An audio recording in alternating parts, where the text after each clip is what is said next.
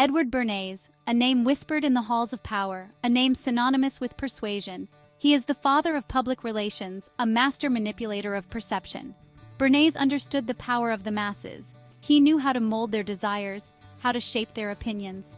In his seminal work, Propaganda, Bernays lays bare the machinery of influence. He reveals the invisible strings that control public opinion. He argues that the manipulation of the masses is essential for a functioning society.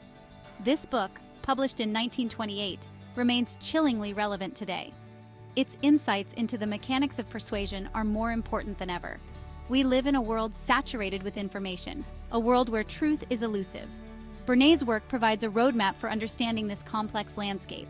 It is a tool for dissecting the messages that bombard us daily. Propaganda is a wake-up call, urging us to become critical consumers of information. Propaganda pulls back the curtain on the world of mass manipulation. Bernays argues that democracy is fragile. He believed that the masses are driven by irrational desires, by unconscious urges. Left unchecked, these urges could lead to chaos. He proposes a solution: the invisible government. This elite group, skilled in the art of persuasion, would guide the masses. They would use propaganda to shape public opinion, to maintain order and stability. Bernays believed that this manipulation was not only necessary, but beneficial. He argued that it could be used to promote positive social change. For example, he pointed to his own work in promoting smoking among women. However, Bernays' ideas raise unsettling questions. Who gets to decide what constitutes positive social change? Who watches the watchmen? Propaganda forces us to confront the uncomfortable truth. We are all susceptible to manipulation. Bernays' fingerprints are all over the modern media landscape. His techniques, once used to sell cigarettes and soap, are now deployed to sell us everything from politicians to wars. The media, once a platform for objective reporting, has become a battleground for competing narratives. News is filtered through ideological lenses. Facts are twisted, spun, and manipulated. We are bombarded with carefully crafted messages designed to elicit specific emotional responses. Fear, anger, outrage, these emotions are powerful motivators. They drive engagement, they shape opinions, and they influence our behavior. Bernays understood this. He knew that to control the masses, one must first control their emotions. He showed us how to manufacture consent, how to engineer public opinion. His legacy is the pervasive propaganda that permeates our media environment. Bernays' ideas are not confined to the dusty pages of his book. They are alive and well in the 21st century. Consider the rise of social media.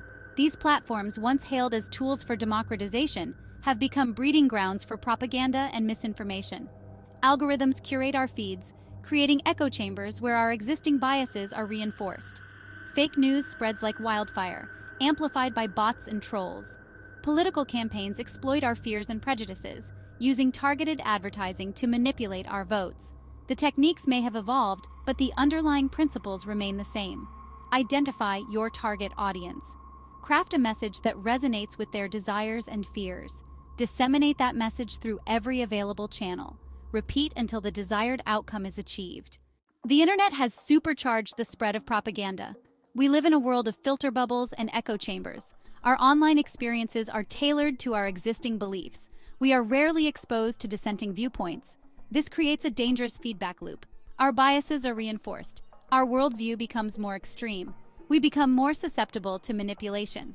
Social media platforms, driven by the insatiable hunger for engagement, actively contribute to this problem.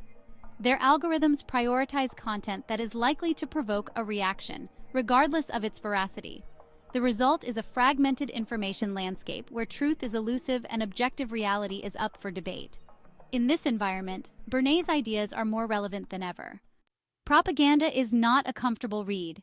It is a stark reminder of our own vulnerability to manipulation. However, it is also a powerful tool for self-defense. By understanding the techniques of propaganda, we can learn to spot them in action. We can develop our critical thinking skills. We can become more discerning consumers of information.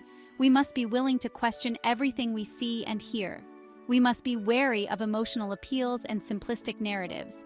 We must seek out diverse perspectives and engage in respectful dialogue. The battle against propaganda is a battle for our minds. It is a battle we can win, but only if we are aware of the stakes and equipped with the tools to fight back. Bernays' work, while chilling in its implications, can serve as a guide in this critical fight. If you enjoyed the video, please don't forget to hit the like button and subscribe.